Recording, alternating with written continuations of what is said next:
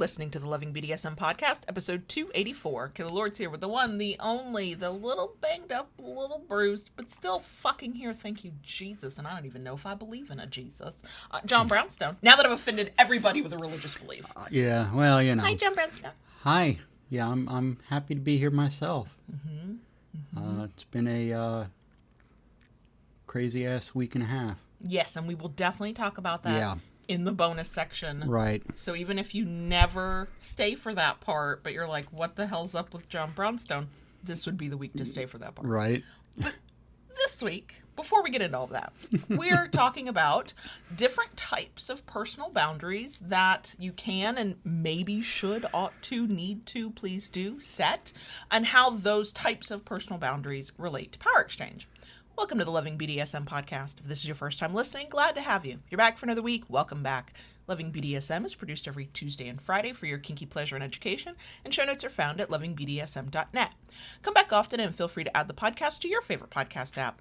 You can follow the show on Twitter at LovingBDSM, on FetLife at LovingBDSMPC, on Instagram at that handle I will forever fucking hate, LovingDS and the number 1, so that's at LovingDS1, or on YouTube at youtube.com/LovingBDSM, where usually, but not this week, you can watch us live stream the podcast on Wednesdays. Not this week. We don't know about next week, but usually.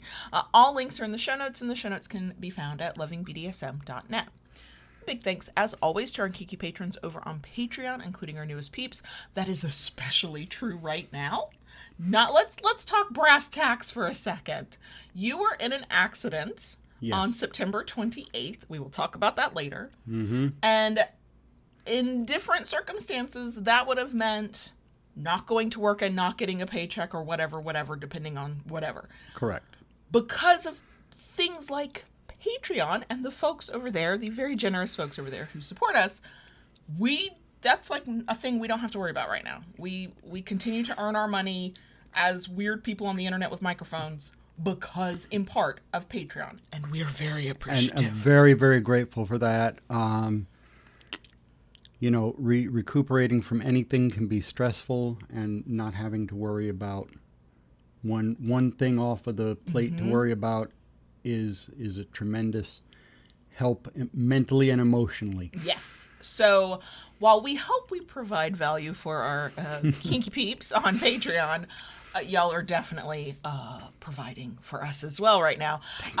If you would like to be one of our kinky patrons and get access to a bunch of stuff like Discord, like live Q&As, like behind the scenes podcast, stuff like that, you can join us on Patreon at patreon.com/KaylaLords. It's patreon.com/KaylaLords. You can join for as little as $2 a month. You can, if you do the monthly thing, you can nope out at any point if the budget just isn't working for you. We get it. Quite frankly, a lot of the details we're going to share in the bonus section about what's going on, we already did with our kinky patrons, both through Discord and the live Q&A that we did a few days ago. So, we always try to thank folks who are able to do that, but this right now, we mean it even harder than we normally mean it. Yeah. So if you would like to be one of those peeps, you can join us, patreon.com/KaylaLords. So normally this is where I pause for beat, and then 20 minutes goes by, and then we come back, and of course, listen on the podcast, you don't feel that. But now I'm just going to keep going, because there's no video component this week. It's kind of weird, going old school a little bit. It is. It's kind of comforting. I'm kind of here for it. I'm kind of glad as well. Yeah. For a lot of reasons. Right. Okay, so I do have a couple of announcements. One is just a reminder that your shop, The Kinkery, at thekinkery.com, continues to exist. Correct. Thankfully, you had done a lot of work before everything happened recently, and so we did a release of new products in September, and we are on track to release most of the new products we had planned in October. Correct. There's one product delay, which makes me a little sad, but it's okay. I know, me too. It's okay. We got new paddles coming out, new weapons of vast destruction. So, check us out at thekinkery.com. And if you want to kind of know what's coming up, when it comes out, so you don't have to like stalk our site, not that we mind if you stalk the shop, you can subscribe to the Kinkery's newsletter when you go to thekinkery.com. And then you'll get the email when new stuff hits the site, and then you don't have to like wonder if stuff has hit the site. You will already know. The other thing that I was asked to talk about and I looked at and went, wow, okay, that's kind of cool. There's a one-day virtual conference happening October 16th. It's found at the site serviceconference.org. So spell that all out, serviceconference.org. I can't find a price. Maybe that means it's free, but there's a ton of presenters, and it's a pretty inclusive slate of presenters, which is really, really nice. Talking about service, talking about dominance, talking about submission. I'm looking at, there's a class that'll be about communication and service, together in leather, service topping will be one topic. Like there's a ton, and it's all, I think, done through Zoom. It's all online. There's even BDSM Activism 101. We're looking at the site now. Did you see somebody you know? I do. Let me go back. I'll scroll back. Who do you know? Sir Lisa and Leather Gem. Okay. They had always been very active in the Pinellas County community. They always have done a lot of stuff at the Phoenix Club, and just recently they took over ownership. Oh, okay, that's who's taken over. Okay. Of Phoenix, yeah. Okay, yeah. There's some names I recognize as well, like Raven Caldera, who is an author as well. Just Rob, I recognize. Met him at Woodshed. So, yeah, there's a lot here, and if you go to the site serviceconference.org, you can see the full schedule. I figured once I had a chance to tell you about it, you were probably going to register. Y'all, he's clicking on the link to register. Well, I was just curious to see if there is a cost for it and how much, so we can, all right. There might not be, but yeah. It's... Okay. It looks really cool. It's one day. It's online, so you don't have to go anywhere. Though I, like many other people, I'm kind of ready for in-person stuff. Yeah. But yeah, so serviceconference.org. It's a service-oriented conference for tops, bottoms, dom, subs, for kinksters, by kinksters. But you know what? As much as even myself, I'm ready for things to come back to in person. I think it is wonderful, and I hope it continues, that they have a good amount of this stuff still available virtually. Absolutely. Because it makes it so much more accessible to so many people who otherwise are unable to physically get to some of these things. Agreed. I agree completely. So yeah, that is serviceconference.org. Check it out if you are interested and have time on October 16th for a virtual conference. Okay, so let's get into the topic. I know from the conversations we've had around here over 6 fucking years that it sounds like I basically run this show and I'm the captain of the ship. I'd like to think we're co-captains, personally. My little subby heart is like, no, please, I don't want to be the captain of this particular, Anyway, but this is your topic. This is something you saw and went, oh, I think this needs to be a show. And I went, well, okay. Let me nurture and support the idea. We call it ideation in my line of work. Let me nurture and support that skill, please, because, always here for more ideas from you. I try. I really do. Well, and it's based off an article you found on the 5 types of personal boundaries and how to set them. And it's an extremely vanilla article. As we've done with episodes in the past, we're going to base our conversation, use it as the jumping point. Obviously, we're talking about kink. Well, when I saw this and I saw the article title, it just kind of pinged with me because, let's face it, whether you're non-kinky or kinky, personal boundaries are important. Absolutely. And especially in the kinky world, I think that it magnifies. Oh, for sure, because you're doing things that have some inherent risk, physically, mentally, emotionally. Yeah.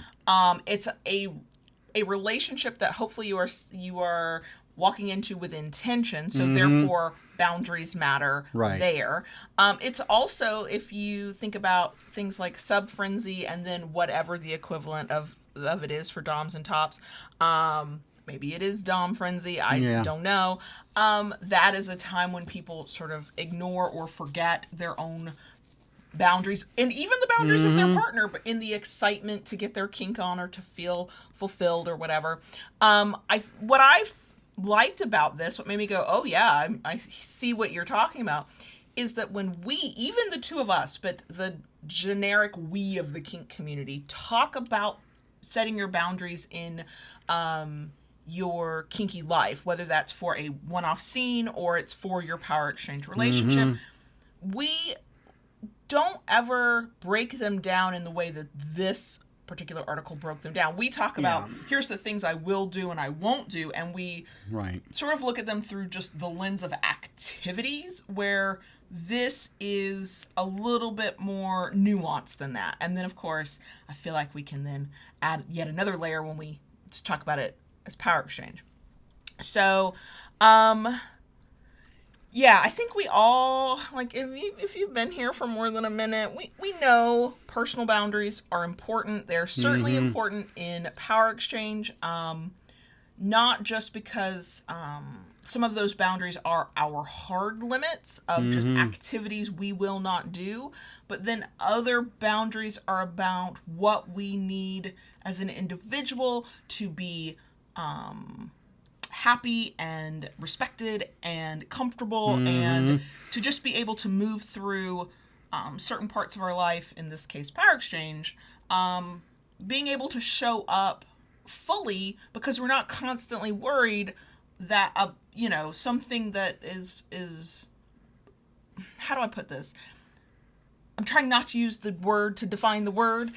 We're not walking around feeling like boundaries are about to be violated all the time. Yeah. And I do think that maybe thinking about these different types of boundaries can also help people who maybe you're really good at saying, I will not do this kink thing, but you're not so good at saying, oh no, I don't want you to hug me, or I don't want you to, call my phone at a certain time, or whatever. There's just things that you don't want other people to do as they interact with you.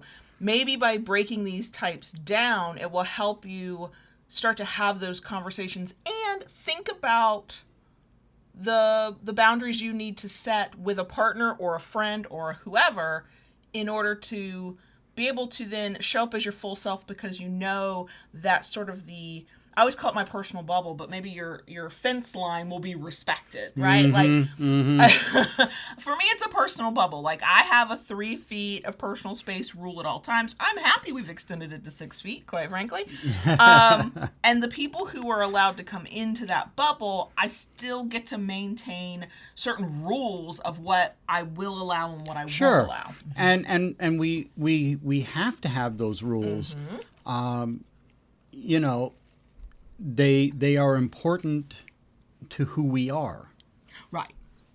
I think that when you not only figure out your boundaries, because that's half the battle, and then when you sit down and have the grown-up conversation with the grown-ups in your life about, please do this or don't do this, or, here's what I need to be able to handle this situation or to be able to process this information. Those are boundaries. Like, everybody in my life knows, do not dial the phone and make my phone ring if you want to have a serious conversation. Yeah. Like, that is that because they know I'm not going to answer the phone.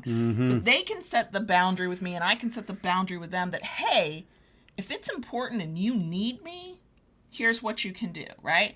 And then I'm able to give them what they need, they're able to give me what I need, and we can, like, move through life together in a way that's cooperative, right? Yeah. So figure out what your boundaries are. That can be difficult if you are a person who's not really thought about your boundaries before.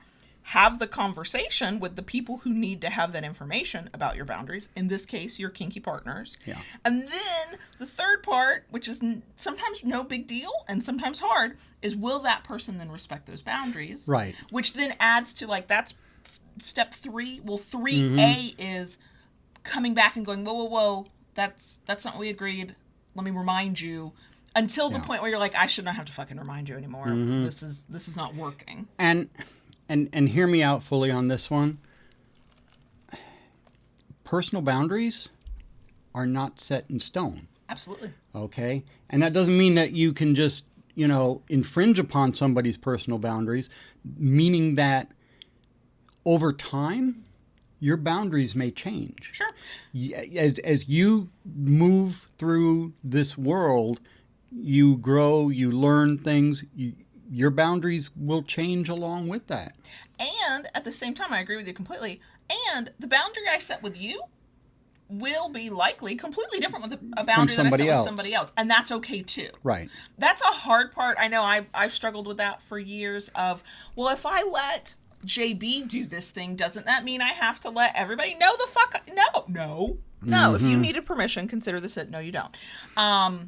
The boundaries are about your comfort level and what you need, but also it's contextual. Who is that other person to you? What do you want from them? What are you trying to achieve with them? How well do you know them? Like, we probably had stricter boundaries on certain information and certain ways we interacted early days that we don't even have anymore. Can't even conceive of them. But that came over time Right. of communicating, building trust, earning each other's respect. So it's inevitable that those personal boundaries would shift between us. Right, exactly. And at the same time, I'll say the exact opposite. It is okay to have a boundary that never fucking changes. That's right. It's okay. It doesn't have to. Yeah, and it's not set in stone that it has to either. I think we've beat that into the ground. Okay, so now, after all of that, look, we go away for 1 week without an episode and we don't even know how to do it anymore. Right. Let's get into the 5 types of personal boundaries. Again, we're going to use this article that we will link in the places, show notes for podcast listeners. I believe we'll be uploading this to YouTube, so in the description box. So if you want to read this yourself, you can. But we are absolutely using their definitions as our jumping off point. So the very first one, I think it's the one that a lot of people think about the most, but maybe not, are physical boundaries. So that's your willingness to engage with physical contact, whether that's simply someone sitting next to you on a bus or whether you let somebody hug you or not. Absolutely. And this is one that has been somewhat of a point of contention with so many people. The first thing that comes to my mind with this is, being a young kid and, being told you have to go hug Aunt so-and-so. Or kiss them. Or kiss them. It used to freak me out. It used to freak me out. And, that's the last thing you want to do is to hug or kiss that particular person. And it's not that it's just, And you should be allowed with bodily autonomy to go, I don't want to physically interact with that person, this person, you, anybody, doesn't matter. That is a physical boundary we get to set. Now, here's where in Power Exchange, it will overlap with another boundary we'll talk about in a minute.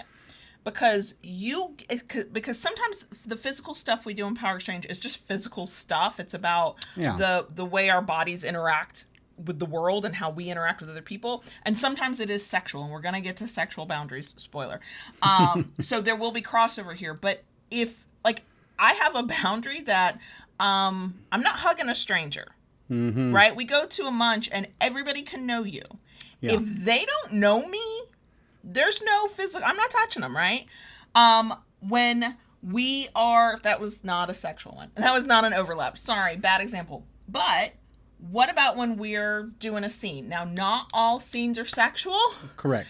Not everybody equates their kink activities with sex, and that is okay. For us, it is mostly sexual, but not always. It's a combination. So sometimes I'm like, no, you cannot touch this part of my body. And because of the nature of our relationship, I will tell you why. Correct. That is a privilege you get because of the closeness of us.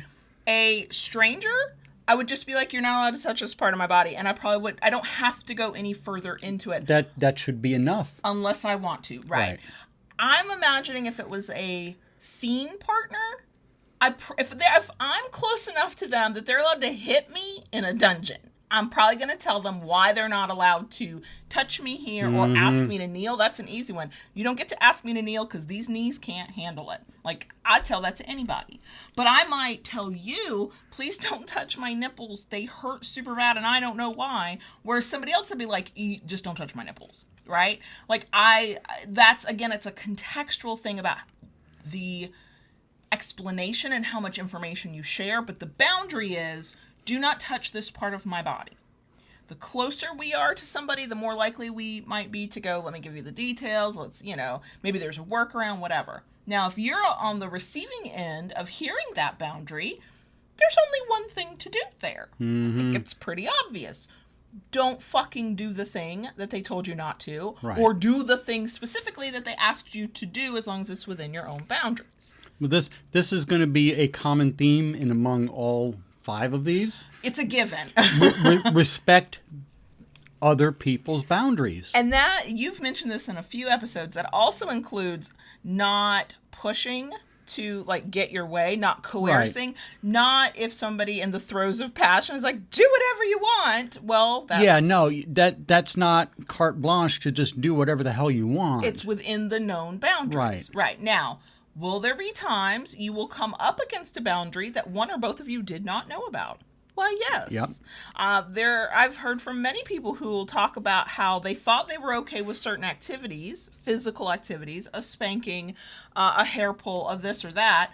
They didn't know to say, please don't do that, because it was not until the thing happened that they went, oh, no, I am not okay with this. So boundaries, I would say, I don't want to say especially physical, but I think of them in physical terms most often, sometimes have to get set on the fly.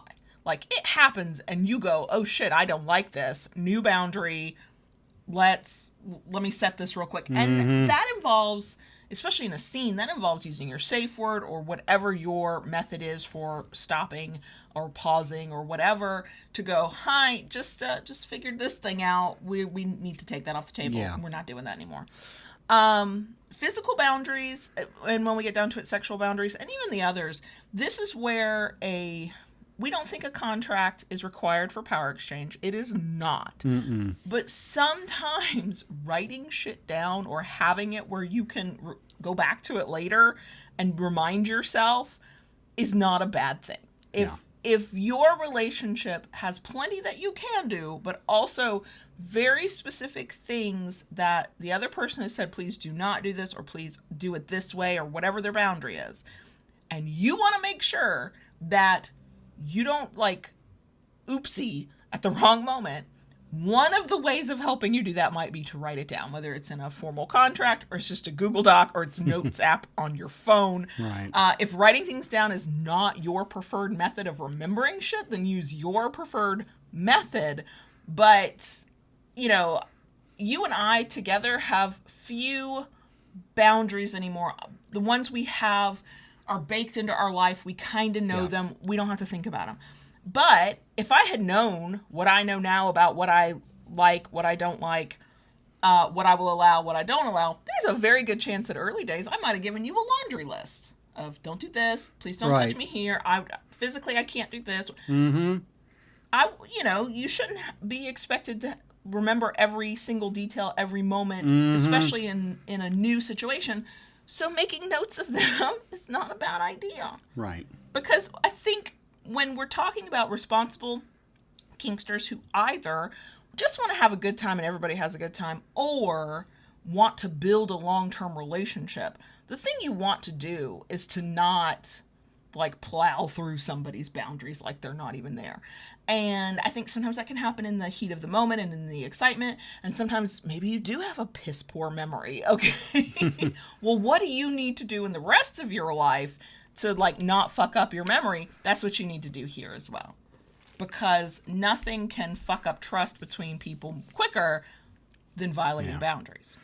Well, and you know, coming back around to the physical boundaries specifically, one of the very first memories I have coming into the BDSM community, when I attended the munch,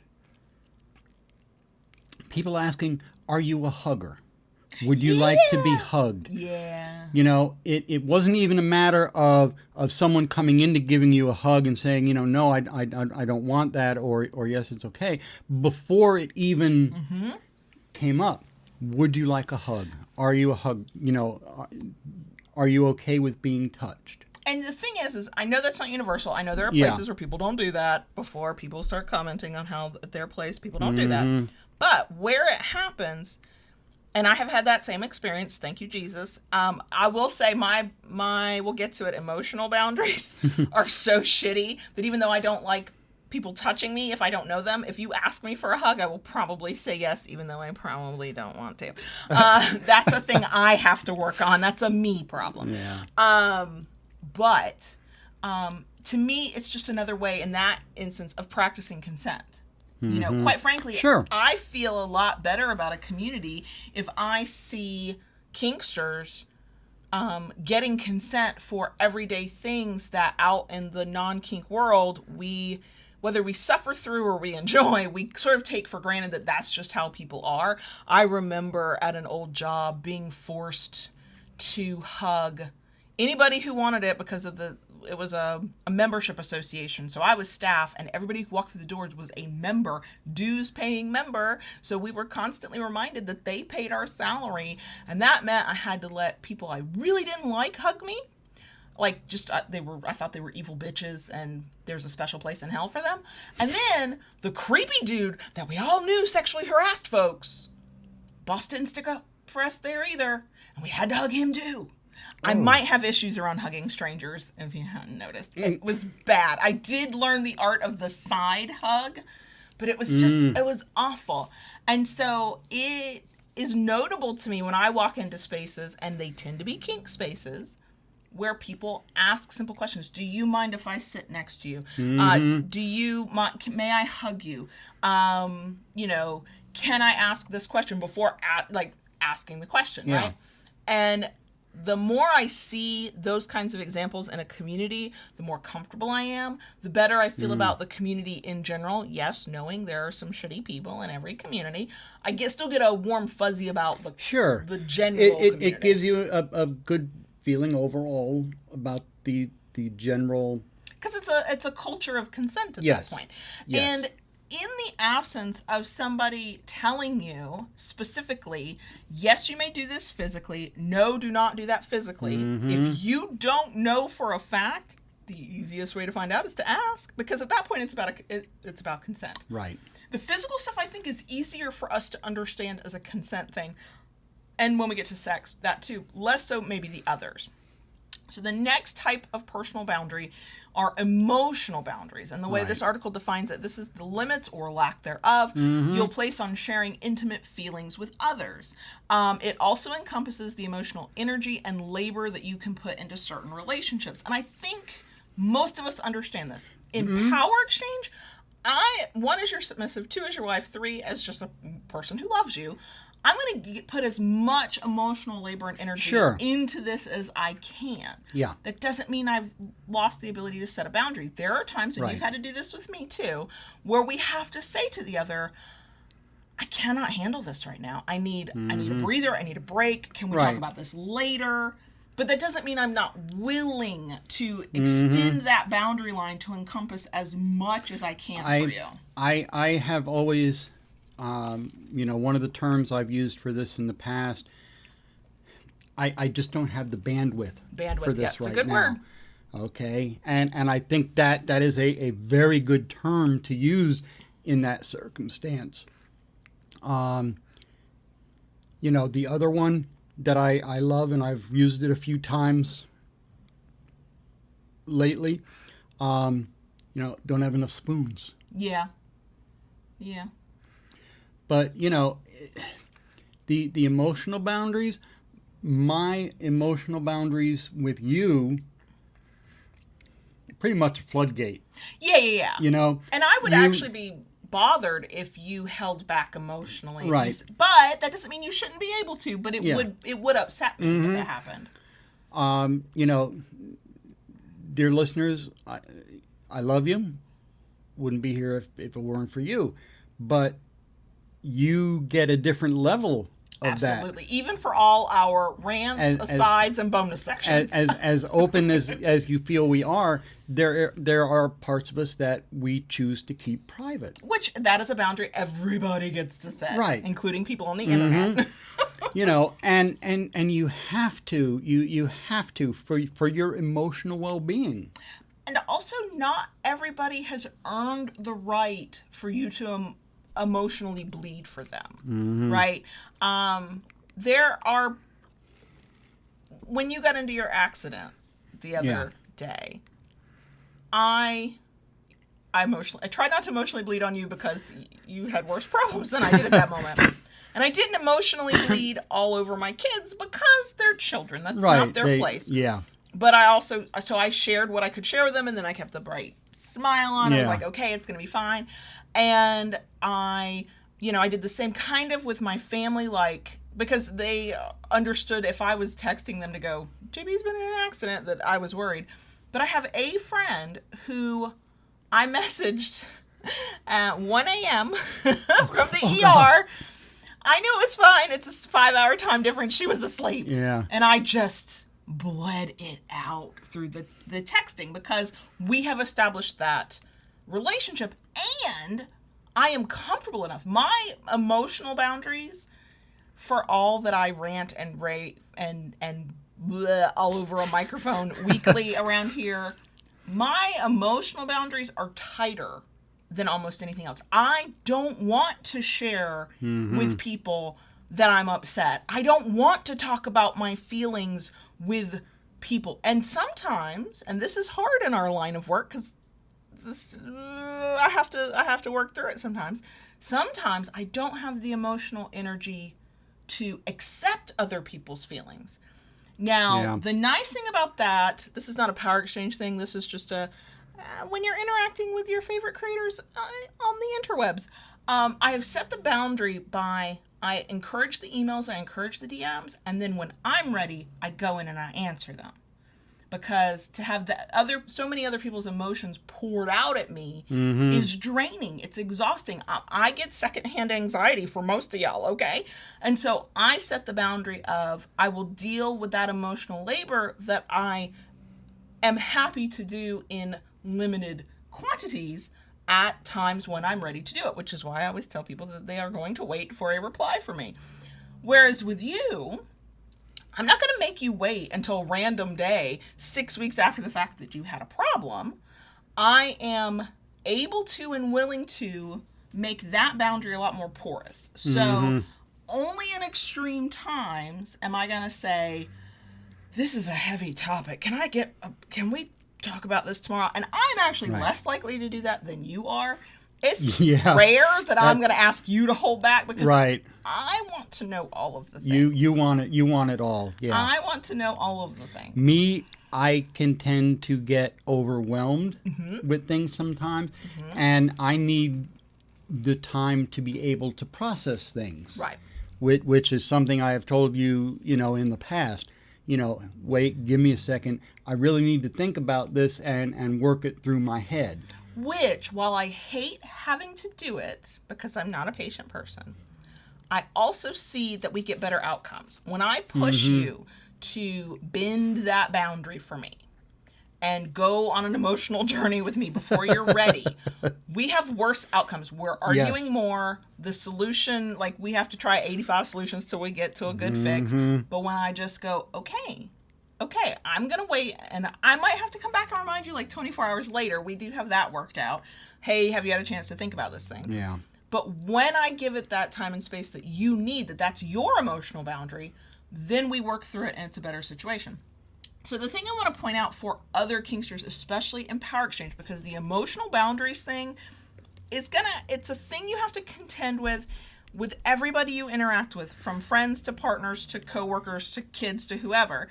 But in power exchange, especially if you are in a committed power exchange relationship of some sort, there is very much this thinking that I think is incorrect, that both partners or either side of the slash is supposed to be constantly emotionally available for the other.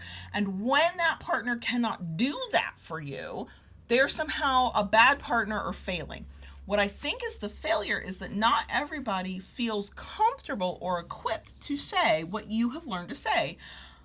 I want to help you with this. I want to talk about this. I want to discuss this, or whatever the case may be. I cannot do that right now. Yeah. Can you give me some time? But see, what has, excuse me, what has built up your confidence and your comfort with that, with me, is that over time, while I have said to you, we will talk about this later, I have never not said that and swept it under the rug. Absolutely. I have always come back and said, okay, I am ready to talk about this. Let's see what we can do. Right. Or if we get busy, because life is busy, Yeah. I'll come back and gently go, hey, did you have a chance to think about this? Now, look, you are a knight in shining armor in my eyes. There is no other dom above you. Whatever, let's say all the nice platitudes. Oh, God.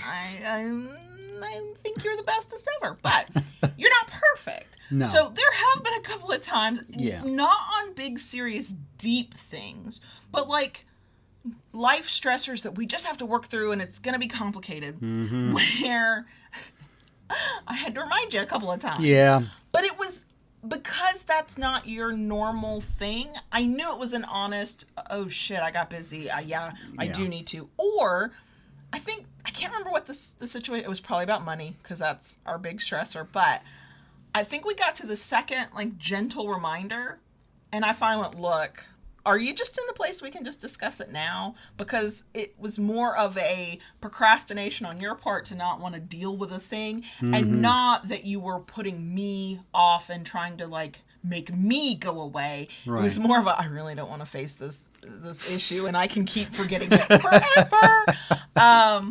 And so, because of the nature of our relationship, I felt comfortable and safe and free to push a little bit. But again, we had still given the time and space of, I think, a couple of days at that point, from the initial moment when you knew you could not process the situation to now.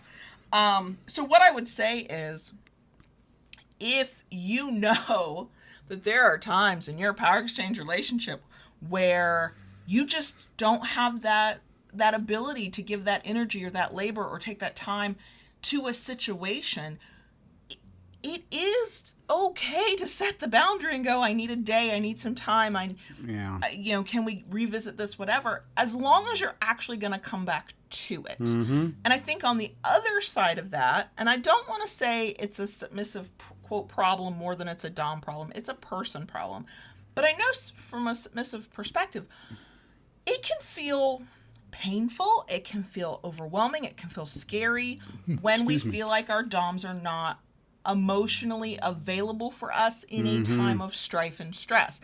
And this is a moment where we have to step back just a little bit and go, wait, I have my emotional boundaries of what I can handle at any given moment, so too does my dom. And if my dominant is saying, I can't do this right this second, but we will do this, we will talk about it, we will revisit it, we will figure it out, whatever.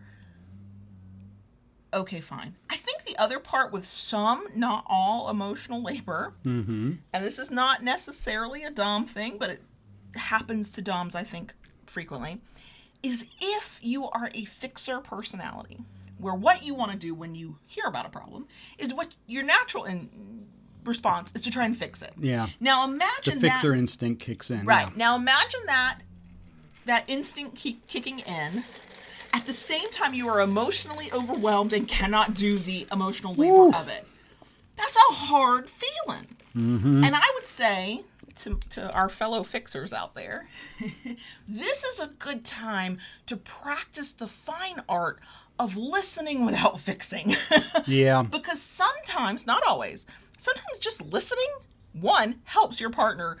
They're fine after they got to vent a little bit. And two, it does not require the level of emotional energy that fixing the problem does. Like coming up with it. Now, I know some of y'all out there, because I'm the same way. Sometimes it's energizing to fix the problem. Like, oh, you want to come talk to me about a problem? I've had some thoughts for a very long time.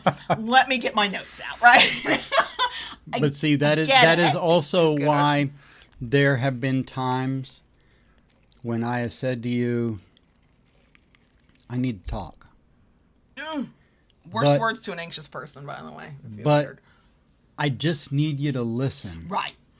I don't need advice. I don't need it to be fixed. I just need to get it out and off my chest. And here's the thing on our fixer folks, because we did an entire episode on fixing, because we are those people.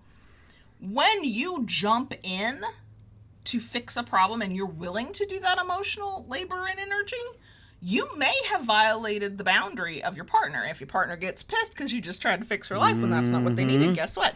Now, part of the issue there is there was no clear setting of boundaries, which is why I'm glad that you've gotten good at going, look, I just need to tell you this thing. I just need you to listen.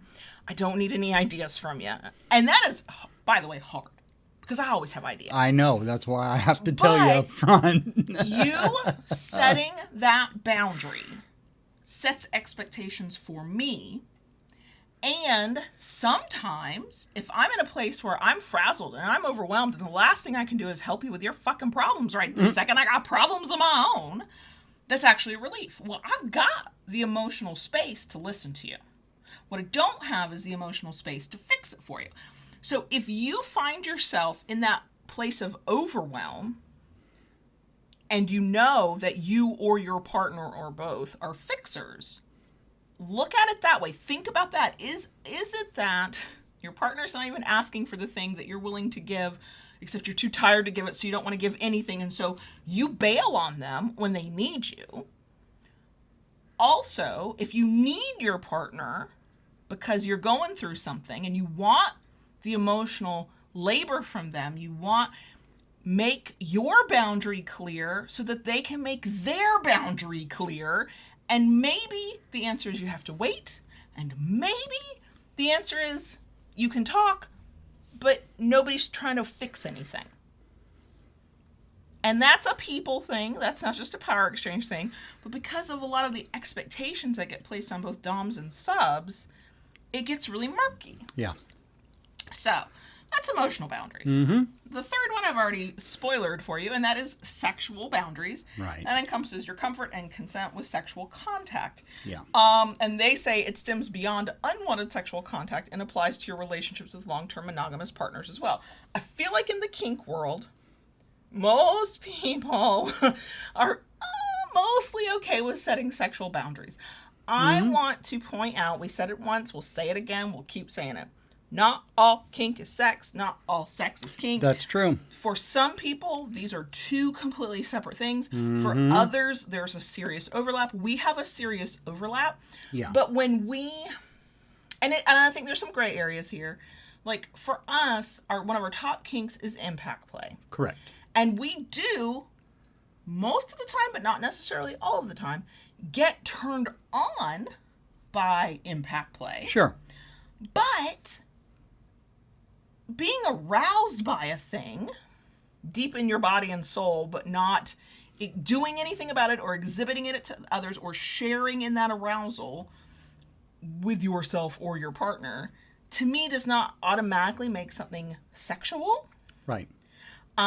It is my body's response, automatic response to something. It's a physical response. And right, it may very well not at all connect to what's happening in my head. So for us, impact play is either and both. Sometimes it is a distinctly just kink activity. It's a physical activity. And sometimes it's a sexy thing. And sometimes it moves back and forth depending on what we're doing. And so I just say that to say that because you think of something as sexual contact, and so it's a sexual boundary to be set, does not necessarily mean that the next person over, including your own partner, thinks of it that way. And they might not think of it as sexual boundary. They might think of it as a physical boundary. And so when you're having these conversations, it's going to get a little murky. It's going to get some gray areas, and you're going to have to be really fucking clear on what you mean. But I think sexual boundaries, the consent portion of that, it's very similar, not always, but very similar to physical boundaries. It's the same as, and emotional boundaries, because for many of us, sex is tied up with both physical and emotional on some level. There's an intimacy there. I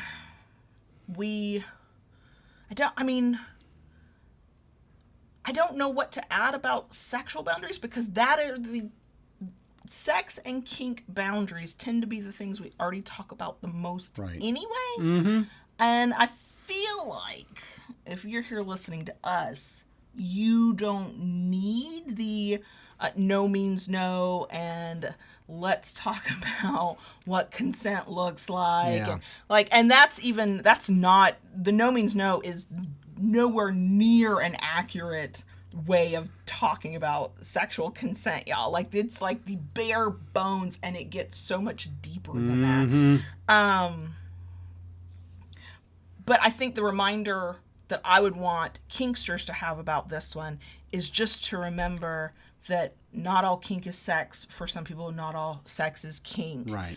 And make sure when you're having these conversations that you... I know how we can talk about this one, because it just came up. It's come up for us before. Make sure you know what you're talking about. Are you talking about sex? Or are you talking about kinky activities? Does that overlap for you? All that. But here's one that is pure power exchange situation. Okay. Not everybody will have this experience. Spill it.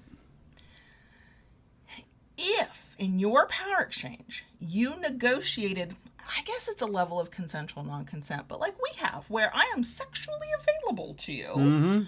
So even if we're not full around, and the way you do it, well, not right now, but the way you normally do it is you wake up in the middle of the night, grab me, and we're fucking, and my eyes might not even be open yet, and I have okayed that ahead of time. Right. One, the okaying of that ahead of time was us setting a sexual boundary. Right. When we modified that agreement, and I was like, look, you can wake me up in the middle of the night on the weekend, but you cannot wake me up at 3 a.m. on a Thursday when I have to work the next day. This is not going to work. That was a new boundary we set. Yeah. We did not specify this boundary. It was understood between us, but we do recognize it as a boundary. If I am sick or hurt, you do not do this. Absolutely. Right. Absolutely. Wouldn't even consider it. But also, knowing all of this, when I just can't even, and no, please, I can't, no to the sex, I still maintain all right and ability to, and so does everybody else out there, to tell you, hey, daddy, if you were thinking of fucking me, could we not? Yeah. Right? Like, I'm gonna do it within the trappings and the emotional way of how we interact. It's gonna be cutesy, it's gonna be silly, it's gonna be baby girly. Every once in a while, it might be, that's a hard no, not tonight. It might be very straightforward. Yeah. Depends on our moods. But I have that ability and right all the time, regardless of the consensual non-consent we've negotiated for a large part of a relationship. And this is me reminding everybody out there that so do you. Yep. You can have decided that we will always have sex on Fridays, or we will always do this sex thing during our sexy time. And you can then go in and go, actually, that's not going to work this time. Yeah. And again, you're not required to say why. I do think for most long-term, intimate power exchange relationships, your partner's going to want to know why. And assuming it does not violate another boundary of yours that will, like your emotional boundaries, I would encourage you to share why, if that intimacy is already developed between you. If it has not developed between you, then you don't have to. You can just go, no, we're not doing this tonight. But in those times when you feel safe to share your reasons why, it can help assuming a relatively healthy relationship, it can help foster other things. Sure. Like the trust, like the open communication, like a deeper understanding of one another. But again, you're not required to. Nope. And yes, I don't care what you pre-negotiated with blah, blah, blah, consensual non-consent. They can bend you over a thing and fuck you 6 ways to Sunday. If it's like, if it's a day when you're like, no, the fuck you can't, then it gets to be a day you say in your way, no, the fuck you can't. So that's what I would say about sexual boundaries. The fourth one, time boundaries. So this involves how you want to spend your time and the amount of time you'll allocate to various endeavors. They use the example of like attending somebody's party, saying, a boundary would be, I can come by, but only for a couple of hours. Look, when we're talking about time boundaries and events elsewhere, my boundary is, I'm not going. I'm sorry. That's my boundary. Well, and one of the first things that come to my mind with this, thinking about things like poly relationships. Ooh, yeah, you're going to have to get real clear on your time boundaries then. Because, here you are, you're emotionally vested in various people depending on what your poly looks like. And, it's kind of like saying, well, you and I on Saturdays, that's family time with my primary. Right. That's something we do. A little bit of example of personal time boundary for me, on Wednesdays. We sit down. We usually, yeah. We do multiple recordings for podcasts. We do videos. We do a live stream. And end of the day, that is extremely tiring to me. On Wednesday afternoons and evenings, I plan nothing. Right. Dinners are very simple and quick. I have no bandwidth, very little emotional energy left after that day. I am more exhausted from doing that than I am working in the shop sometimes. Sure. So I have to say, look, Wednesdays are not great for me. Don't. Sure, and that's because in our situation, you have a primary partner, and then you have other partners, and I recognize that because I'm sacked out on the couch next to you. But other partners who don't understand that schedule and what that does to you, that is a point where you have to explain to them, okay, I get that you might want my attention, but it's going to be minimal on Wednesdays. And that, in setting that boundary, that then sets expectations for the other person. And so part of this, and this is for all of these boundaries, is sort of a know thyself kind of thing. Yeah. And know thyself does not mean you came out of the ground fully formed and just knew yourself. You will be learning these things. And as you learn these things about yourself and realize, wait, I can't give this time, this energy, do this physical thing. As you learn that, then it's important to communicate it with the people who may have an expectation that you do have that time, energy, whatever. Right. And because when we set our boundaries, our personal boundaries, clearly with a person who is going to respect them, yes, we all know people who will not, we are managing their expectations as well. Now, this one more than the others, but this is true of all of the other types of personal boundaries. I just watched it happen with you on a time boundary.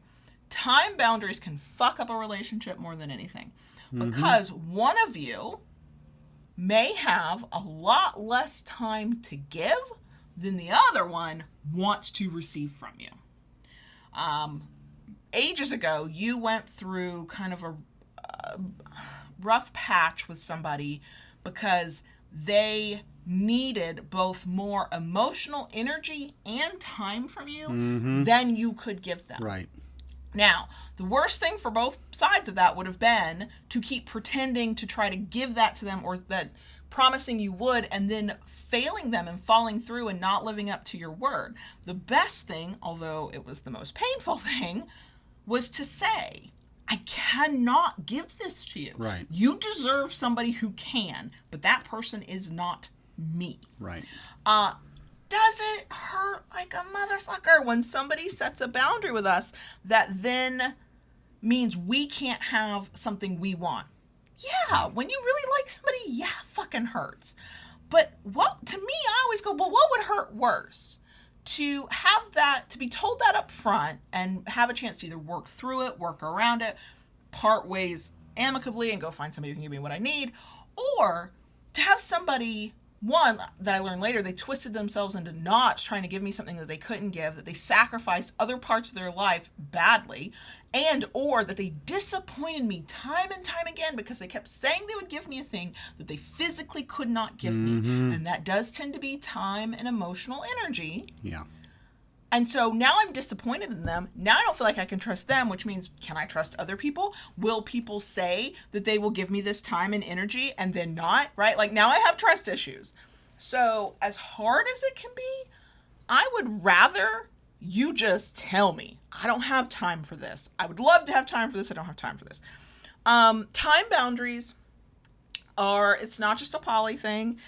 If you do not live with your partner, there's going to be time boundaries that have to get set. We all know the obvious. There's school, there's work. If you are a caregiver for other people, children or adults, you know your time gets sucked up by that. And then the time you have left over is what you then have to divvy up for everything else in your life.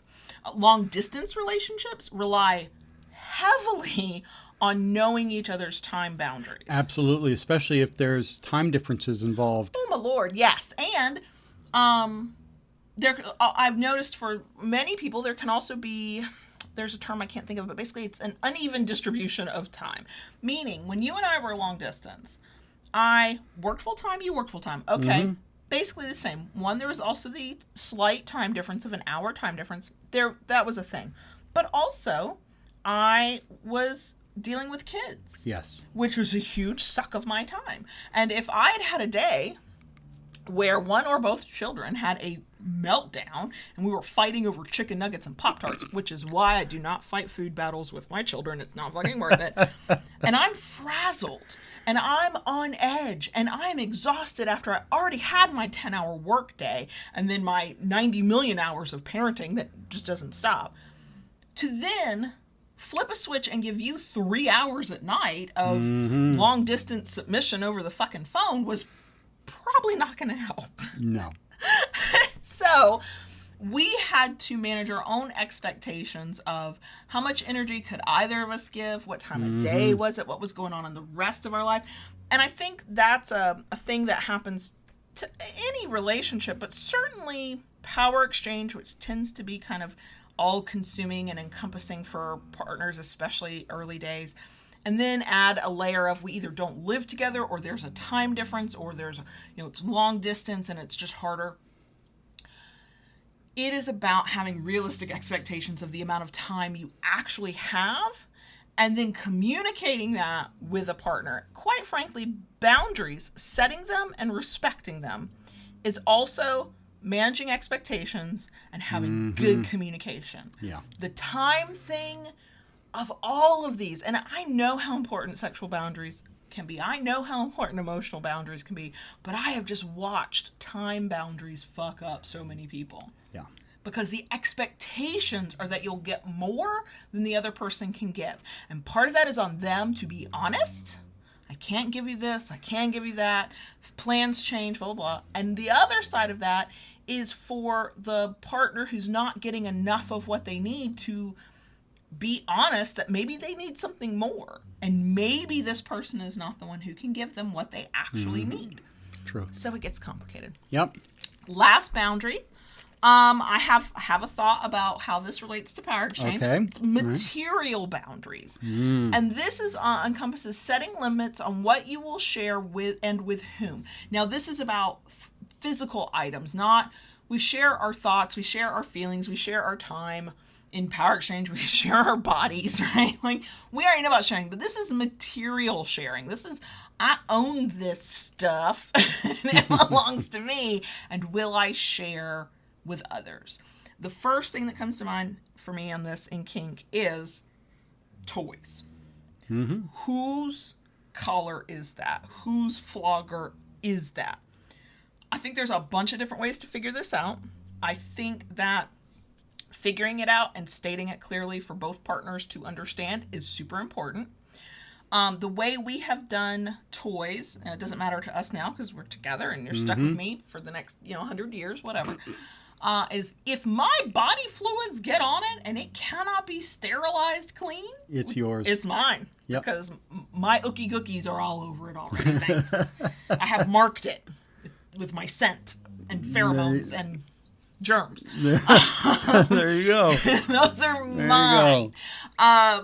When we think about collars, when we think about toys that can be sanitized, that's a gray area. Right. That is a gray area that is dependent upon factors that will be important to you. And I cannot tell you, well, if you're the one that paid for the collar, it's your collar. Well, if you're the one that's wearing the collar, no. You get to decide something that I have seen that I think is a fabulous idea. I have seen bottoms that play with others, and they have assembled their own toy bag. So when they go to play, they take their toy bag and they meet somebody to play. These are my toys. You can use these on me. And I don't want anything else used. This is what I want. That's a perfect example. Absolutely. Of that. So it definitely does transfer over into this. And I can't remember how we settled it. I just remember having the feeling. So we have a toy bag. Most of the things there we would call mine because my junk's been all over. As has my sweat. Okay. But I allow you to take that toy bag because you know what can safely be used on another person. Right. With you if you go to an event without me, pre-plague. Plus, for us, in many cases, we have duplicates of stuff too. True. And not everything we have can't be cleaned. Right. So my point is, we have a universal toy bag. Correct. That travels with you even if I am not with you. I cannot remember what the item was. But I remember having the conversation that if you play, you play. That's fine. Have a good time. Please don't use this thing. Like it was this is how not sentimental I am. I can't even tell you what that thing Might have was. been the Gentle Giant. Might have been. But it was something that I had an emotional attachment to that feels like mine in a way that I don't want to share with somebody else. Right. And it is fucking K that I don't want to share Absolutely. my stuff with other people. That's a boundary you get to have, y'all. I love the idea that if you are just somebody who you're going to play with multiple people, you just assemble your own little kit. And one, that means you know that those are items that are within your boundaries. Right. Two, there's no question of who the fuck they belong to. And three, then even when you do that, you don't have to just open it up and let a top pick all of the things. You can then set boundaries within that and go, okay, for today's thing, I want you to use from this array of things, ignore the rest. Like, I don't want floggers tonight, I want paddles. I don't want paddles tonight, I want crops. Like, whatever it might be. You then get to set the boundary within the boundary. On the more sentimental stuff, that's less about getting kinky. I'm going back to collars here. I was thinking about that episode we did on the Reddit responses where somebody was buying, I think, like a collar and leash set, like, or whatever for their sub. And they were like, I don't want my sub to wear it for anybody else. I don't want, I bought it. If something ever happens to us, I wouldn't want to think of them wearing it for blah, blah, blah. That they were asking the question ahead of time, whose does this belong to? Whose is this? Yeah. And I think that when you start talking about buying kink items, whether they're like the super sentimental, like a collar kind of thing, or they're just functional, right? When you are purchasing a thing for use in that specific power exchange, before you start playing with it, before you even maybe gift it to the other person, however that's going to play out, that's a time to have the conversation about whose is this? Right. And how do I feel about how it's used? And let's be honest, a collar means different things to different people. Yep. To one person, it's a means to an end. It's something you put on your neck and you play. To others, that collar can have as deep a meaning as a wedding ring. Absolutely. Absolutely. And I would personally say before you start spending your money on a collar and proffering it up to somebody, you should have that conversation. Make sure you know how the other person feels about it. That's, again, it's a boundary thing and it's an expectation thing. Yeah. And it's a consent thing. I do believe in if you gift a thing to a person, I bought this, I'm giving it to you. Yeah. At least outside of the power exchange, you lose control over it. Now, True. I think you can negotiate that within a power exchange. I bought you this leather cuff and collar set. I'm giving it to you. It's yours. Keep it here. We'll use it when we play.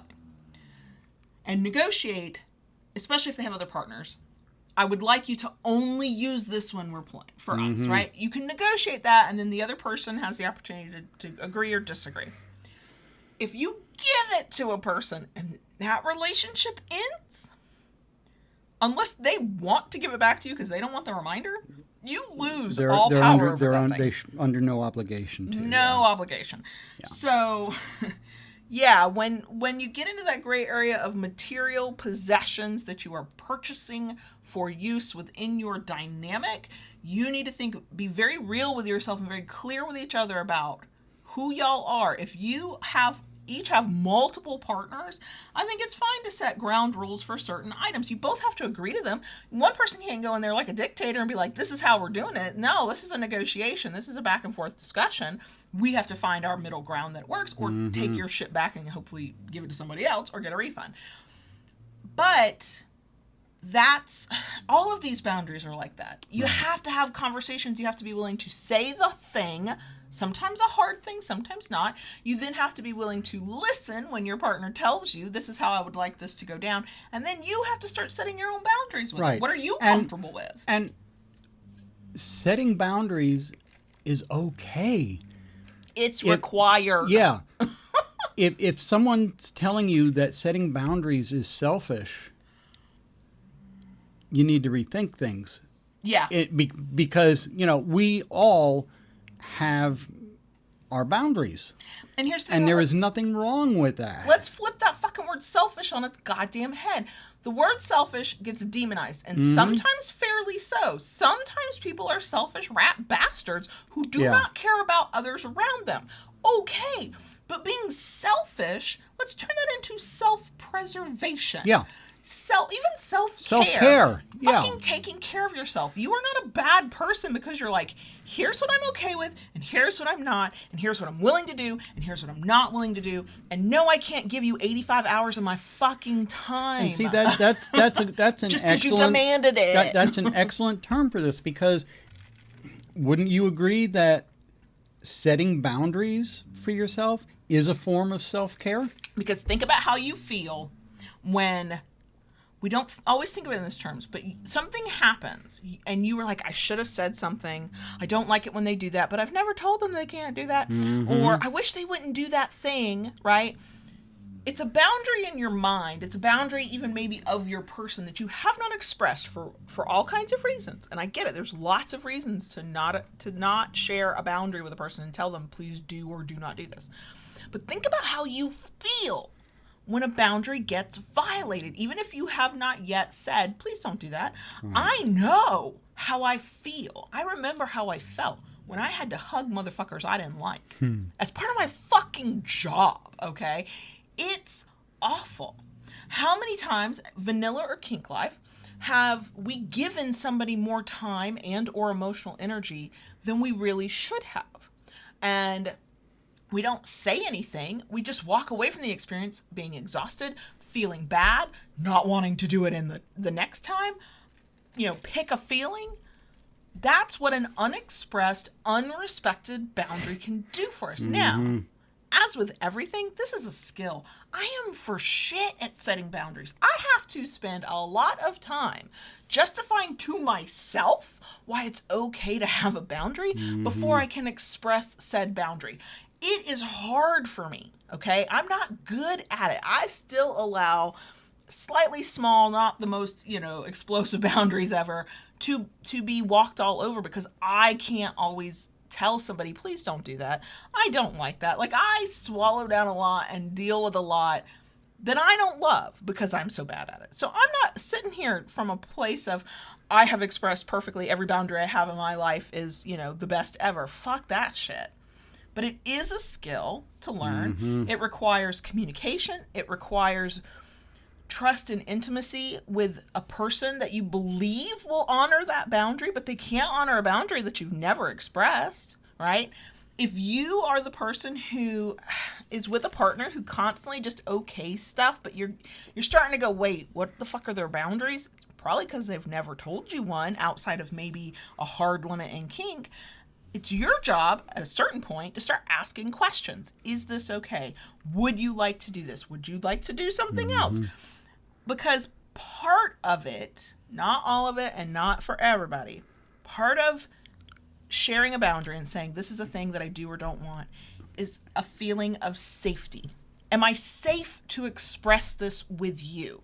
And if you would like your partner to clearly state their boundaries with you, then it is your job to be a safe person for them. Now, that does not mean that is all on you. I'm not asking for all of your emotional energy and labor, but I do think you need to keep that in mind as you're navigating these conversations with one another and you're figuring out each of those boundaries. And then also remember that you will figure out boundaries as you go along. You will be in the middle of a scene. You will be in the middle of a situation. You will be in the middle of a very serious conversation about your kink life. And one of you is going to go, oh, shit, I don't like that. Or, oh, shit, I need this, not that. Also, like we said at the top, boundaries are contextual. I have boundaries with certain people that I don't have with JB. I allow JB access and things for me that nobody else on this fucking planet gets, right? Like, that's okay too. So just because you set a boundary with a specific person in a specific situation does not mean that that is required in all human interaction for the rest of your fucking life either. Boundaries are complicated and yet they're super simple. If you're not sure, is this a boundary? Is this something I should tell somebody about? I'm no expert. I just know how I've kind of figured it out over the years. And it's basically, do I feel worse when I said yes when I really didn't want to? Did it not work out well? Am I emotionally exhausted? Do I not feel safe? Am I miserable? Like, get introspective and think about how you feel. And it may be that what you do when you start setting personal boundaries is you swing too far one way, the pendulum goes one way, and you lock everything down. Well, that's okay, because as that pendulum comes back to the middle, you'll start to correct and you'll start to open up and you'll start to go, okay, this is okay in these situations, but not those. I'm okay with this, with that person and not those people. And you'll figure it out. But, oh, please, Lordy Jesus, y'all, let's all get better at recognizing where those boundaries are for us. And then on the flip side, get better at respecting our partner's boundaries so that they feel safe to open up in other ways that maybe they've locked down for a while, or so that they know that they can be their full selves with us because they've told us what they want or don't want, and we work within those, I always like the personal bubble, like the fence line, right? Like, that's what a limit is. That's what a hard limit is. That's what a boundary is. It's a fence line where you go, I can go up to this fence line, but I cannot go over this fence line. It's the only fucking analogy I got, y'all. Sorry. So, yeah, that's that on boundaries. And if you're thinking, gee, It's super, super quiet around here. That's because JB ran from the room. And so now I'm going to stall for a second before I can do our closing out thing. So he's hobbling over to the microphone. We want to say our little tagline. And then we'll get into the bonus section. Sorry about that, but... Hey, I'm just glad you're here to sit down in front of a mic. You and me both. Which we'll talk about in a minute. All right. So we good? I have no idea. Keep it kinky, y'all. And we'll see you next week.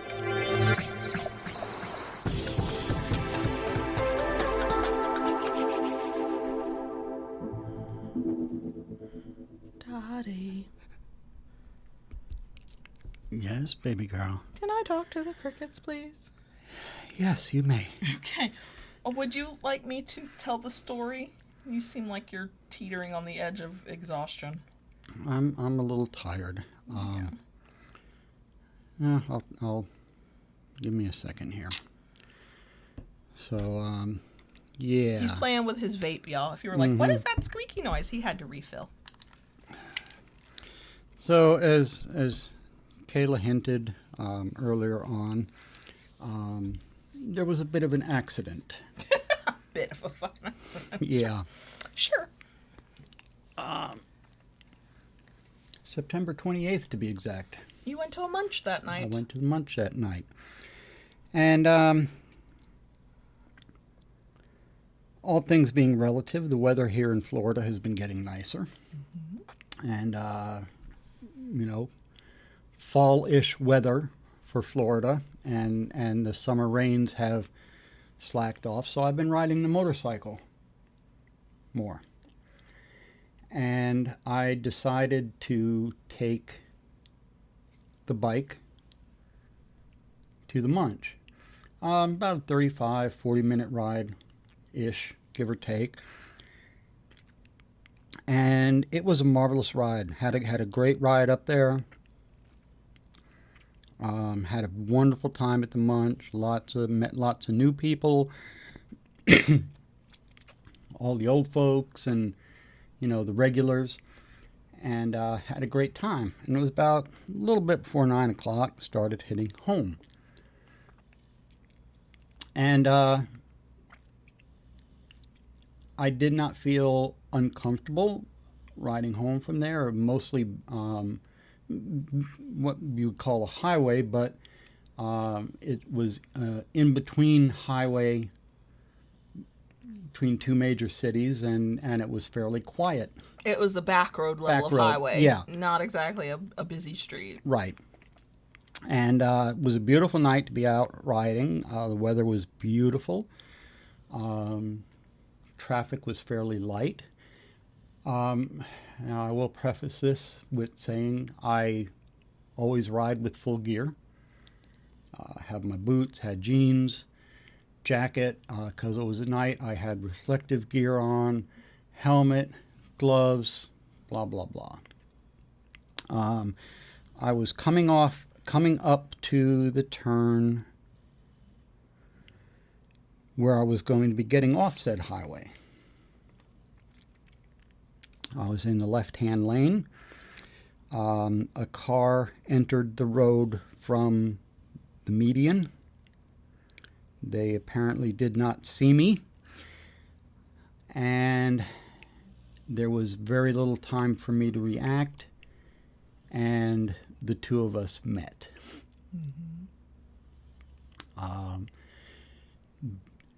After that point, I do not remember very much. Other than being in the ambulance and asking for my phone so I could call you. Yep. Yep. And you were lucid when you called me. I mean, I've since had to remind you of that conversation and tell you what you told me. Yeah, yeah. At the time, you were lucid. Yeah. And by the time I got to the emergency room, you were there. Yeah, they didn't let me back in. They didn't bring me back to you, probably, I guess, until after your ultrasound. So it was about 9:30 when you called. Okay. And you're like, hi, baby girl. I think you did say baby girl in front of the EMTs. Oh, God. I really think you did, but I don't. I don't know. remember. And you were like, "There's been an accident," and I don't remember what I said. I remember my heart racing. I remember I started crying, and then I remembered, oh wait, the children can hear me, so then I tried to calm the fuck down.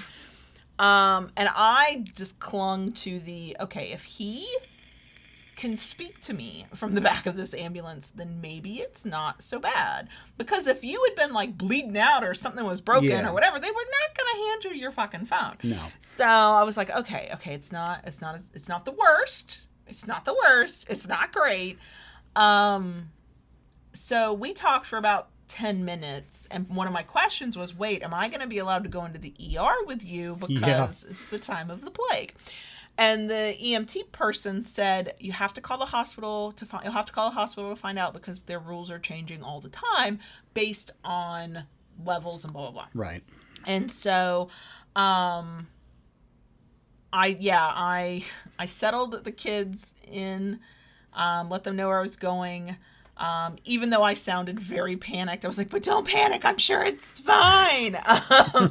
My acting skills were not that great that night. I was texting my family because I did know that my aunt would not have been able to do very much, even though she is physically closer. That we live in basically the same town, just on two opposite ends of it. And she has a lot of medical things going on, but to not tell her that wasn't going to happen. But I knew that if something really bad happened, my mom could get here because she's retired and she has that kind of freedom and can do that stuff. So it was like, okay, I have to give them a heads up.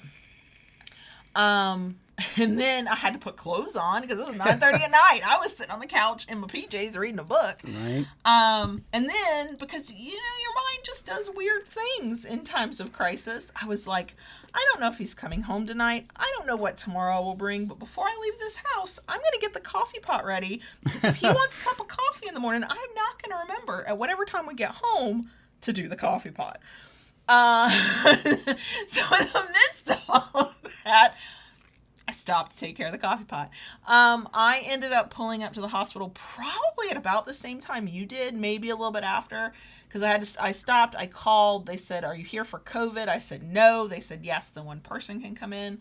And then I found out they actually have a person at the front door of the ER before you can get to the registration desk who probably would have told me the same thing. Okay. But I was determined. I was like, I guess I'll just be sitting in this parking lot if they tell me I can't come in. And I only had to wait in the waiting room for a minute or so. And when they walked me back there, and when I got back to you, you were alone. Whoever had come in to talk to you that you clearly don't remember now, they were gone. Okay. But what you told me at the time is that they had done an ultrasound on you. Yeah. And you, typical you and I are similar in this way. You were like, yeah, they were making sure my insides hadn't moved around. And I was like, okay, he's cracking jokes. That's a good sign. Your face was bloody, not like overly so, like they're around your mouth, because that's where your helmet did not cover. But your glasses were still on your head. I know. Your phone had survived, and I know it sits in a holder when you're riding. It's like right there. Actually, I didn't put it in there. You didn't? Maybe that's why I survived. It was in my tank bag. Thank you, Jesus. I keep thanking somebody that I'm not religious enough to be thanking, but you know what I mean.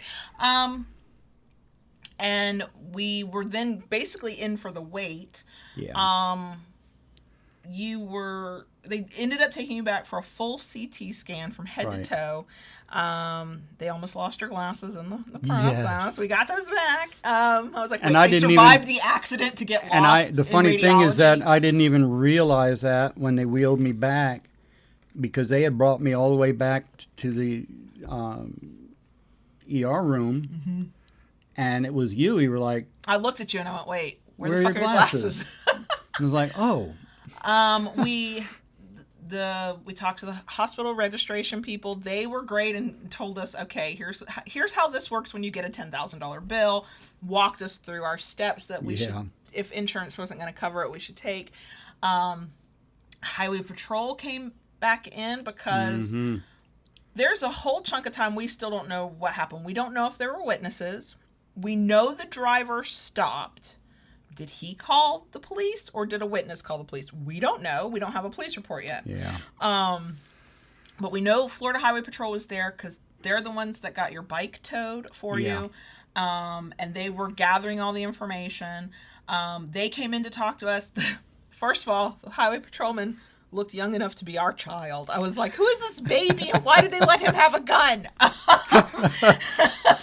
But he was visibly relieved to see that we had motorcycle insurance, which that's a thing to point out. We are fully insured on the motorcycle. We are fully insured through our auto insurance. Both are through the same company. We use Geico.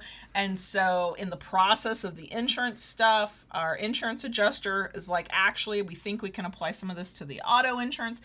Do I want to think about what it's going to do to our premiums in a few months? No, the fuck I don't. But also, I'll take a hike in my premiums over a $15,000, $20,000 hospital bill because the registration lady was like, so who's your medical insurance with? And I told her, and she went, I don't think we take them here. And I was like, oh my fucking God. Everybody that was in an official capacity, from the highway patrolman to the hospital staff, was both very grateful and also very surprised that you were wearing a helmet, that you had insurance, that because the woman who took you back for your CT scan, I don't know if you remember this, she said, over the past week, we've had a ton of motorcycle accidents come into the ER, and most of them weren't wearing a helmet. And I know why they would have so many accidents, because the weather had gotten nice and everybody's fucking more riding people right now. were out on their bikes. Yeah. But I'm just today, in the 20 minutes and 8 miles it takes to go from our house to the 12-year-old school for drop-off, I saw easily 4 motorcycles on the road in that little short time, and only one of those people was wearing a helmet. Yeah. It's not required here in Florida, so a lot of people don't. Right. Just like motorcycle insurance is not required. We had just, I don't want to make it sound like we think we're saintly in this. We had just purchased that policy like 6 months ago. 6 months ago. And I had been wondering, should we have purchased this now when our financial life is up in flames? Is this the right thing to do? I'm so fucking glad we did it. I'm so glad we did it. Yeah. Well, actually, it occurred just before that, but... Well, but we saw what was on the horizon. We knew it was coming, but very grateful that we did. So... you came home that night. I came home that night. We were home by like 2 a.m. Yeah. So about 4.5 hours in the ER. I tried to climb into bed. that realized was what a humorous. big mistake that was. Yeah. And I ended up camped out on the recliner about 4 or 5 days. You didn't come lay down in the bed till this past weekend. Yeah. And that was Tuesday night, Wednesday morning. So about. And I am slowly feeling better. You are bruised from your lower back to the backs of your knees, basically. My entire midsection and thighs, yeah. We think we know the point of impact. We know because we know which part of the bike was damaged, and from the little bit of preliminary information. But we also know where the biggest, blackest bruise is. But we don't know any of those details of exactly what part of his car struck your bike. We know the bike was struck. We've seen it. You've got pictures of it. Right. Did the car hit you? I keep reminding him when he's trying to do something that, a victim of a motorcycle accident probably should not do within the first week. I'm like, you were hit by a literal fucking car. Yeah. And I do think the car hit you. I think part of the bike might have, like the front of the bike took the brunt, but just... and I don't know that for a fact, but I also think even if the car itself never touched you, we get to call it, you were hit by a literal car. Yeah. You've got, oh my God, and the bruises, we're over a week out now. Their new bruises have not formed in the past couple of days, but they are, for a week, they were just, we were taking pictures every day, and of course, we can't help ourselves. It was like, these are not the nudes I thought we would be taking anytime soon. But there's some that are black, there's some that are purple, there's some that are green and yellow, and I am very grateful that walking away with bruising. Oh yeah, and the only broken bone was in hairline your nose. Hairline fracture on my nose. Yeah. Yeah, I mean, you were clearly beat up. You're clearly sore. You have Yeah. a follow-up appointment after this episode comes out the following Monday. My ribs hurt. Yeah. Hurts to cough, to sneeze, Yeah, and laugh. What we don't know is, did you get thrown from your bike? Did the bike just get pushed over and you were underneath? Like, we don't know any of that. The police report is not available yet. The insurance company had talked with them again yesterday. They still do not have it yet. So I'm interested to kind of see that, because there are gaps in my memory. Sure. What we think happened, what you were kind of telling me in the very beginning when you were still sort of out of it, was the last thing you remembered was, like you said, realizing that you weren't going to be able to stop in time, and that you swerved. And I did try to turn the bike away from the car, but... Right. But what we believe happened is, at some point after that moment, upon impact, we think you were knocked unconscious. And I don't know if it was at the point of impact or when you landed. The back of your helmet is cracked. Yes. Like cracked. Not like split in half, but cracked enough it's definitely never going to be worn again. And you came back to consciousness as they were putting you in the ambulance. Correct. So did you pass out or were you knocked out? Who the fuck knows? That's the strangest part, I think, for both of us, is there is the most important factor of the entire accident is the part that we don't know. Right. So yeah.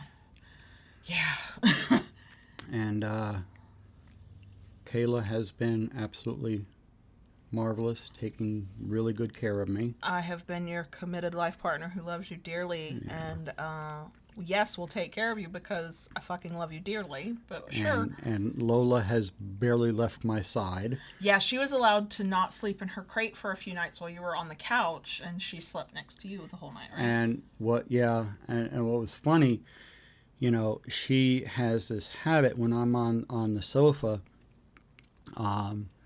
she will bound up onto the sofa and just leap into my lap.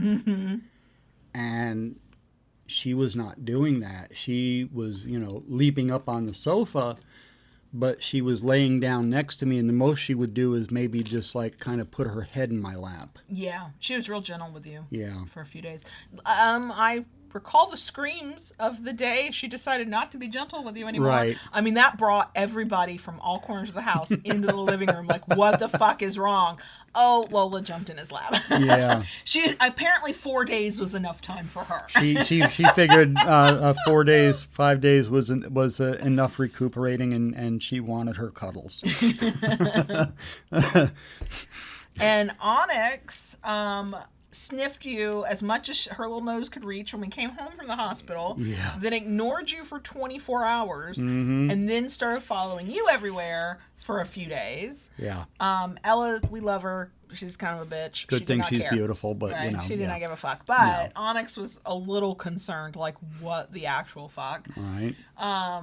The kids have been great. Yeah. The oldest is barely here anymore, so he's like, oh, sure, whatever. Mom, can I have $20? Yeah. The youngest, who hates interruption to his routine, like, it really, like, throws him off. He's been rolling with the punches pretty well. So we had this conversation last night.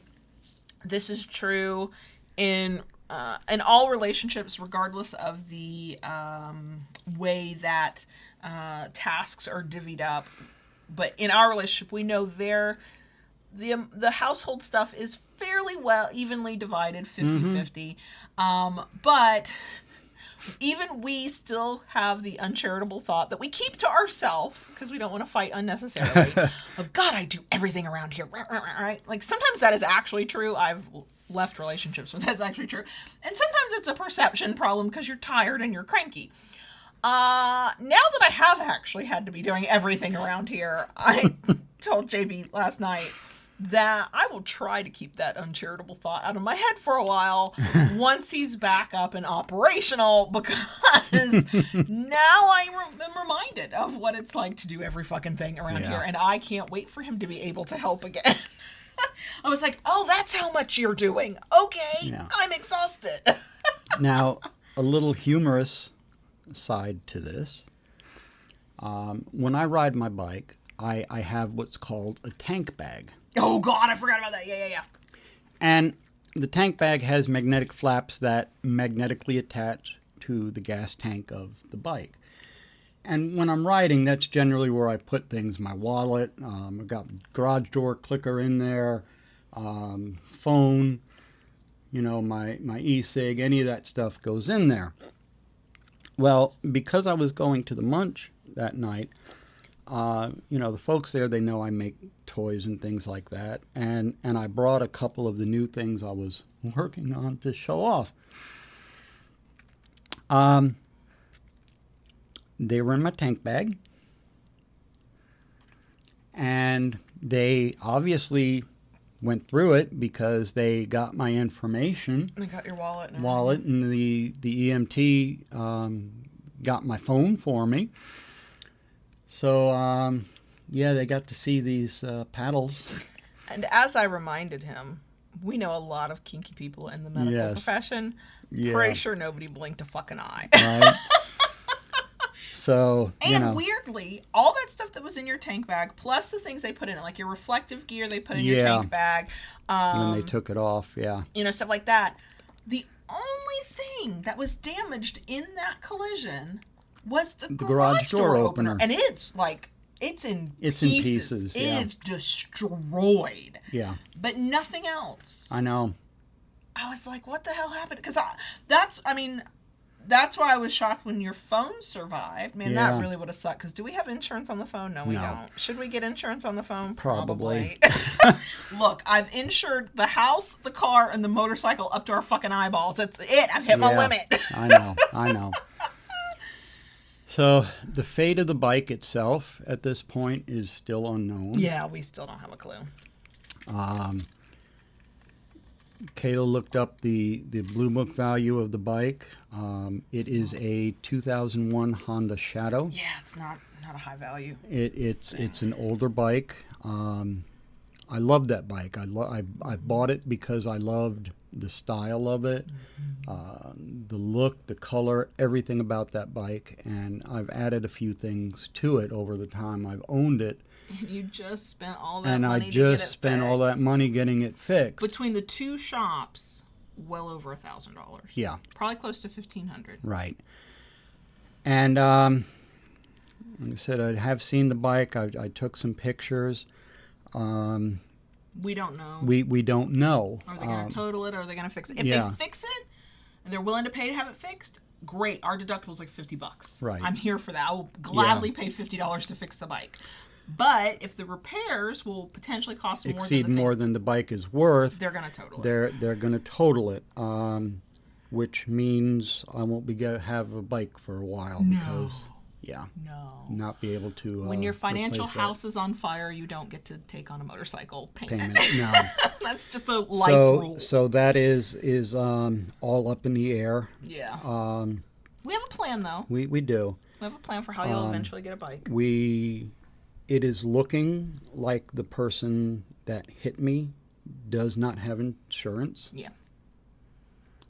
Which is what makes me grateful we are insured up to our eyeballs.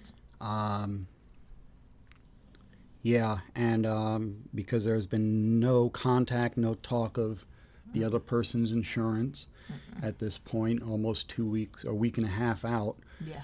Our insurance company can't find them. Can't get them. Yeah, our insurance company's been trying to get a statement from him, and they can't find him. So, 27-year-old kid. Yeah. Because of the number of hit and runs here in Florida, I am at least grateful that they stopped. I mean, I'm assuming they're the ones that called. There was not much traffic on the road at that hour of the night.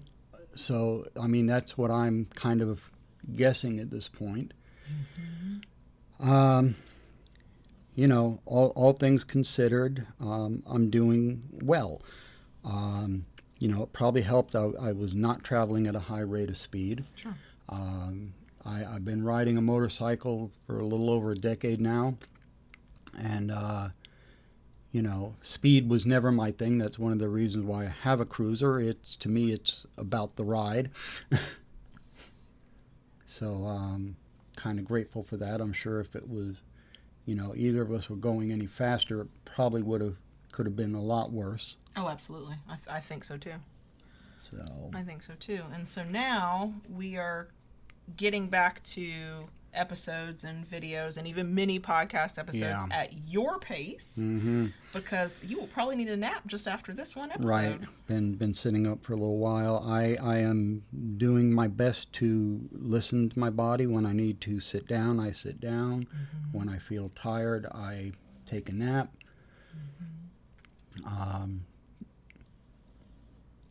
Just trying to listen to what my body says and give it the time it needs to heal. I do have a follow-up appointment with my doctor coming up Monday. Yes, and for anybody who remembers the bonus sections where we ranted about the doctor he had, not with that doctor.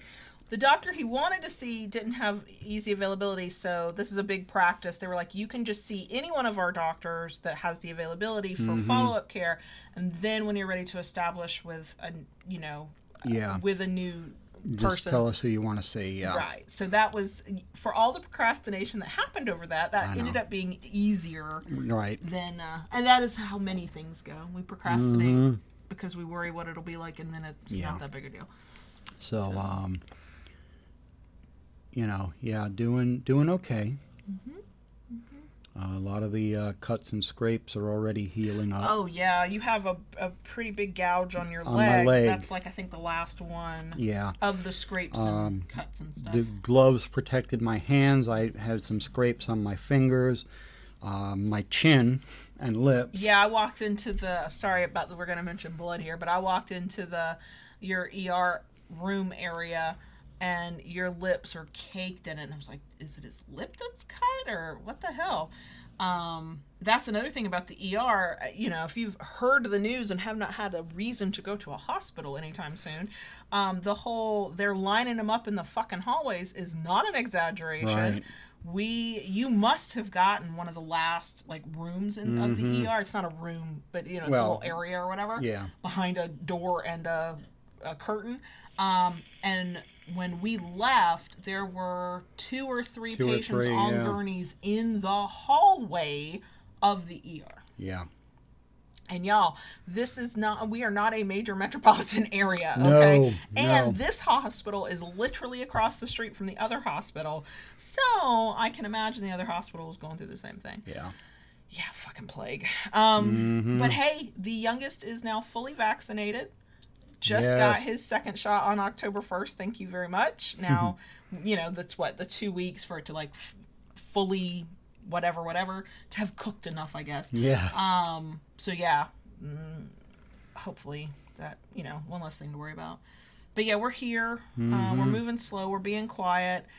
I think it's understandable if I say that I am much quieter in emails and on social media and even on the Loving BDSM site, because while I did not get hit by a car and I don't have anything to recover from, there's I'm guarding my energy too, because I am doing your stuff that you usually do that I will not take for granted again for a long time. Thank you very much. The day you tell me, no, I can drive the car again, I'll be like, here are your fucking keys. Please go pick up a child from a school. And yeah, just trying to be available for you, which 10 days out at this point, you need me a lot less than you did in the beginning. That first week after the accident, I just sat on the couch with you. I was like, I guess I'm taking this week off because, wow, I'm tired. I also... You and Lola were camped out there with me. Well, the morning we came home from the ER, you were barely sleeping because sleeping on the couch fucking sucks, and you were in pain. I slept for 3 hours that morning because kids still had to go to school. Pets still had to be taken care of. And I don't know how to take a nap. So I slept that 3 hours and then somehow stayed awake for the rest of the day and drove a car twice. I don't recommend it. And then, you know, I got more sleep the next few nights, but it's still a wake up and meet the day, don't really stop much. And so I was like, no, I will sit here on this couch next to my daddy and be very grateful that my daddy is next to me to sit here on the couch with. Thank you very much. It was actually a little weird to get back at it this week, but we're on a limited schedule. Yeah. Because we're not going to ask you to make videos until you can actually like sit up straight and put a shirt on. He can put a shirt on, but it's not fun. I can. It's not easy to get one on right now, and wearing too much clothing is kind of uncomfortable at the moment. And then unless they're very soft clothes. The mental energy to sit and record podcast episodes. We've done this one, and obviously we've gone super long because we're talking about what happened, but you know, you'll need a nap when we're done from this. So we're just, you know, and thankfully when I've put stuff out on social media in a few different places and talked about it, and when we talked about it with our kinky patrons in that space, yeah, everybody's super understanding. Yeah. You know, it's just that invariably somebody's going to go, where are the mini-sodes? And I'll be like, look, okay, he got hit by a literal fucking car. We're going to give him some time. So, yeah, I know you don't feel good. Yeah. Is it your ribs? Yeah. Yeah.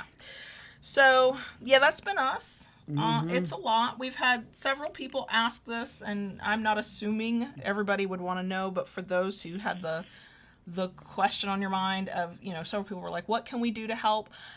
I don't have any answer for that. Knock on wood, because of the nature of our business life, this has not impacted us financially yet. The longer you're out of the shop, the harder that's going to be. Man, this holiday season's going to be hairy with you playing catch up. But that thought's been on my mind. Yeah, but, you know, ultimately we're fine, and just knowing that y'all are out there, and, you know, just happy to get an episode when we can get it to you, and, you know, sending well wishes or just, you know, whatever, that's enough, and we appreciate you. Yeah. So yeah, I think that's plenty, right? Plenty. So yeah, just so you know, if you have, or if you do reach out through any of the ways that you contact us, DMs, email, whatever, and you're not getting an answer, not only is it an emotional energy boundary I have set, it's taken a little bit longer now. Things are a bit wonky here right now. So, but we really do love y'all, and we do. Especially if you're a person who's still here at an hour and 46 minutes in. And yeah, I think we'll definitely be doing a weekly episode from here on out. And then we'll add things back in as JB recovers more. And we'll know more next week after you go to the doctor. See the doctor, See what they have to say. Yep. So we're going to wrap that up. We're going to end here. We love y'all. Thank you for listening. Thank you for being here. And we will hopefully talk to you next week. Yep. Bye.